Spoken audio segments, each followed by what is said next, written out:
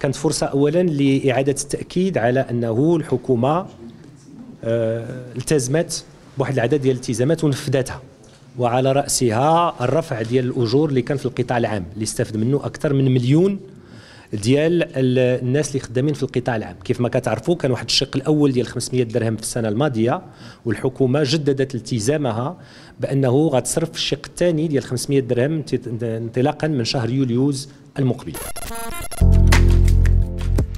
Un message clé qui a été très important, c'est de dire qu'aujourd'hui nous sommes à Ouarzazate pour montrer que c'est un projet qui a beaucoup apporté au pays, qui continue d'apporter au pays. C'est 10% de la capacité installée en renouvelable aujourd'hui qui est tout autour de cette conférence et qui permet d'asseoir finalement une certaine souveraineté, mais également une compétitivité économique, industrielle, mais également sociale pour le pays, pour pouvoir donner de l'énergie bas carbone mais également bas coût pour les Marocains.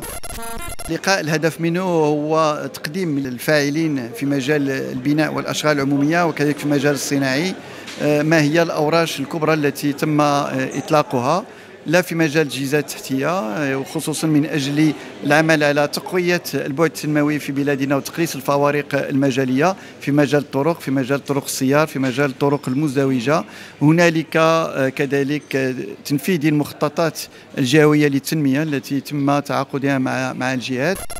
Nous sommes ravis aujourd'hui de vous annoncer l'ouverture d'une nouvelle clinique appartenant au groupe Actital, la clinique ou l'hôpital privé Gelmim. Et cet hôpital est pluridisciplinaire, a une capacité qui dépasse les 126 lits. Elle est dotée de plusieurs pôles d'excellence, mais je vais insister sur 2 pôles qui n'existaient pas avant.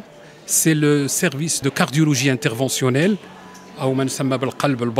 et ça concerne tous les malades qui présentent ce qu'on appelle l'infarctus du myocarde. C'est la crise cardiaque où il faut intervenir rapidement, déboucher les coronaires en moins de 6 heures. Et avant, il n'existait pas. Alhamdoulilah, d'abord, on peut traiter des malades dans cet hôpital. Nous avons signé 2 accords principaux.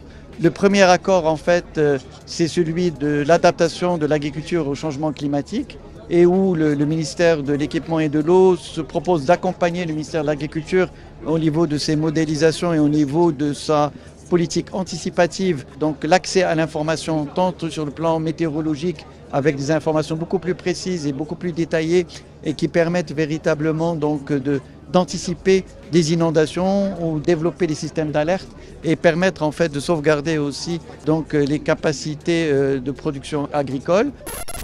Le berceau de cette race, elle est au niveau des plateaux d'Oulmez, dans les 3 communes, Ouelmez, Aïticho et Bourg-Chmir.